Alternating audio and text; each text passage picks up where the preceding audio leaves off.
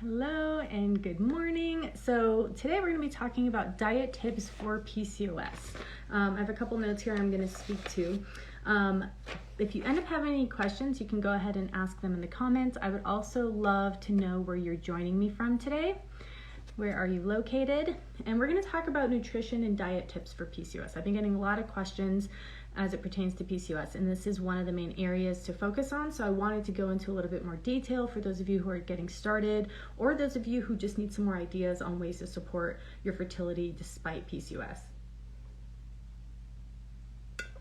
Okay, hey, how's it going? Where are you guys coming in from? All right, so let's jump into the first one. Okay, so if you're new to any of my live videos, my name is Heather Rodriguez. I am a natural fertility specialist. What that means is I'm an herbalist and nutritionist who specializes in reproductive health, pregnancy. Now I'm expanding on to the other years of life as well. So my goal is to build a relationship with you, help you to support your reproductive health, help you to have a healthy pregnancy, and then beyond. So let's go ahead and jump right in. Hello, South Africa. How are you? That's awesome. I'd love to hear where you guys are from. Colorado, yeah. Excellent. Alabama, that's awesome. It's warm there. Okay, so my first area to focus on when it comes to diet for PCOS. So something to consider when you're using natural therapies for PCOS is that our goal isn't to cure PCOS. Our goal is to help manage it. And it can be managed through diet. Because you can go on to have a healthy pregnancy, you can get pregnant, you can go on to have a healthy pregnancy despite PCOS, okay? But it has to be managed, and it's a day-by-day thing. So the first thing to focus on is understanding how blood sugar balance plays a role and how that affects your fertility when you have PCOS. So when you're eating something that is high in carbohydrates or sugars, so that would be anything that's like breads, pastas, donuts, candies, sodas, those types of things, right? There is sugar that is rushed into the body, and the body has an insulin response to it, so it releases insulin. So for a lot of women who have PCOS, their body is not sensitive to insulin, does not respond, so then more insulin is released, and then there's a lot of insulin circulating in the body. Now what happens with that is insulin can actually be pretty damaging when there's a lot of it circulating in the body. It can affect egg health. It can also affect your hormonal balance. So some women end up having high testosterone, low progesterone. Everyone responds a little differently, but it definitely causes hormonal imbalances that affect ovulation and that affect the maturation of follicle and all of that. So there's a lot of different things that end up happening with PCOS, and a lot of it stems down to helping to support that insulin resistance and that insulin response. So what we want is the body to be sensitive to that insulin and for that cycle to have a healthy response. So how do you do that? Through diet. You manage it meal by meal. So the thing is you don't have to cut out entire food groups. I know some people go all carb, no carb, or not all carb, they go no carb. Some will go keto, some will do all of that. That's not necessary. It's more about balance per meal. That while that does work for some people, I find through speaking with people over the years, it's not sustainable. So what my goal is for you to live a normal life and to make this something that is just simple and easy for you. So one of the ways to do that is to make sure that there's a couple components every time you're eating a meal. The first is to make sure you're eating foods that are high in fiber. Fiber helps to slow down the sugars, if there's sugars in, or the carbohydrate digestion, if there's anything like that in the meal. The other thing is to make sure you're eating fats and you're eating proteins with every meal. So to really simplify this, if you're looking at a plate, half of your plate would be some type of vegetables. They could be cooked or they could be raw, because those are going to have the fiber in them. They're also going to help to fill you up. And then the other part is protein and carbohydrates in size on your plate being equal. So that's something that you could do, so you don't have to know, okay, how many grams of this or grams of that am I eating? When you're looking at it, making sure that your protein and carbohydrates ratio are equal in visual size, and that those carbohydrates are from a whole source. So whole source would be quinoa, it would be rice, it would be yams, those types of things that are like you bought it at the store in its whole form and you're cooking it. There are also rice pastas. There are things like that you can have, or like whole grain breads, tortillas, those types of things. Those are definitely usable as well, as long as they have fiber in them. So flip it around and look at the fiber content. So those can all be carbohydrates that are included. Fruit can also be included. You definitely want to stay more on the track of like the berries and the fruits that are lower in the glycemic index, that are high in fiber. So apples, citrus, berries, all of those are definitely doable. So just thinking like that and just keeping it really simple and keeping it meal to meal.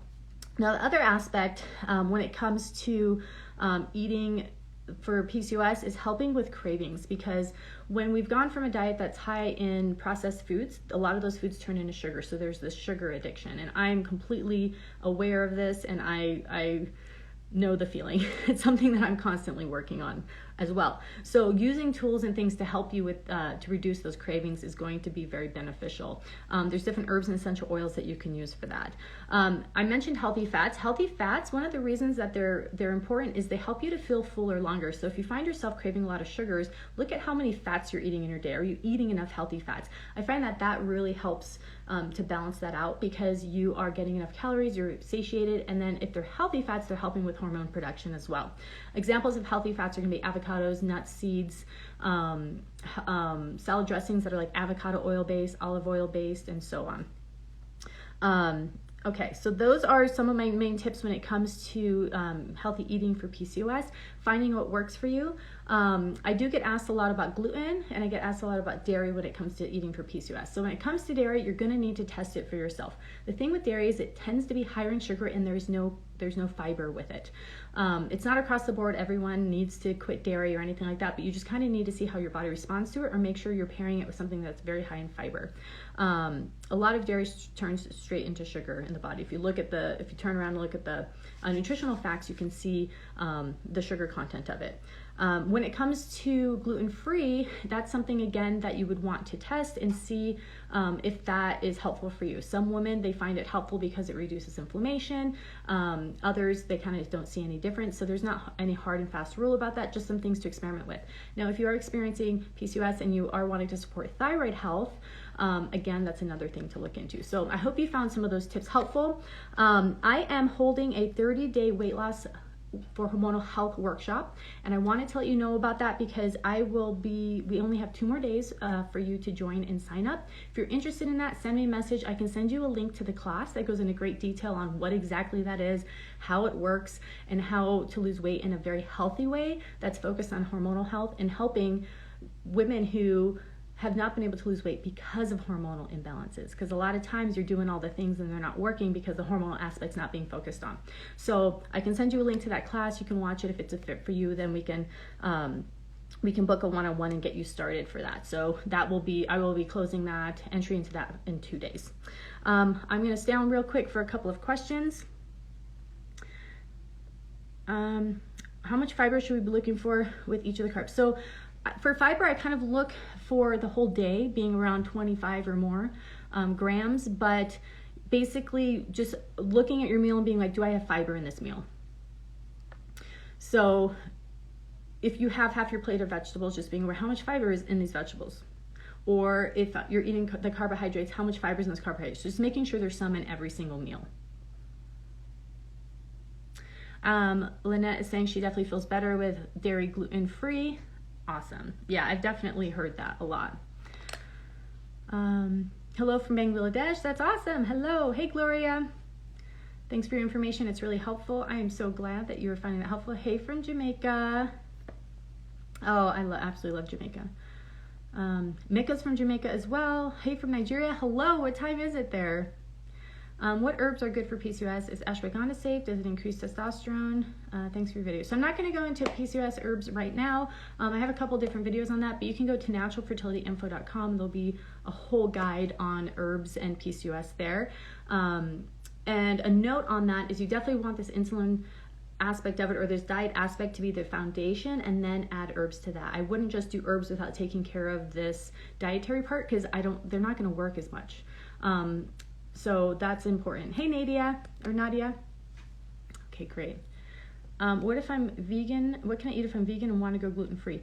I would just sit down and write down all of your food options, and kind of make a chart of like what your protein options are, what your carbohydrate options are, your vegetable options, and kind of make meals from that, and just kind of learn, you know, what's gluten free, because a lot of times a lot of the fake meats are gonna have gluten in them because it makes a wonderful texture in the fake meats. Can I drink coffee if I have PCOS? So the thing with coffee is, in moderation, it generally is fine for people unless they're experiencing estrogen dominance. It's been shown in studies that more than 2 cups of coffee a day does increase estrogen in the body. So I understand. I used to love coffee. I don't drink it any longer. It's way too strong for me. So there's alternatives you can start switching to. But it also can be taxing on the adrenal glands, which are part of our entire system. So, you know, it's up to you, but definitely do some research on that. We have some articles on the website about caffeine from coffee as it pertains to estrogen and estrogen balance. Is it okay to eat chicken daily if I have PCOS? Some say chicken causes hormonal imbalance. So chicken itself is absolutely fine. It's just if there's concern if the chicken has been eating foods that have been sprayed in glyphosates, or, you know, so we're always trying to strive for grass-fed. We're always trying to strive for free range, those types of things, so that they're not eating foods that are high in glyphosates. Glyphosates are a pesticide that has been shown in many studies to increase estrogen in the body and cause hormonal issues, also for babies in utero. And I know not everyone has access to that, so just doing the best that you can. Okay. Awesome. Well, thank you guys so much. I hope you found today's topic helpful. I will talk to you again very soon.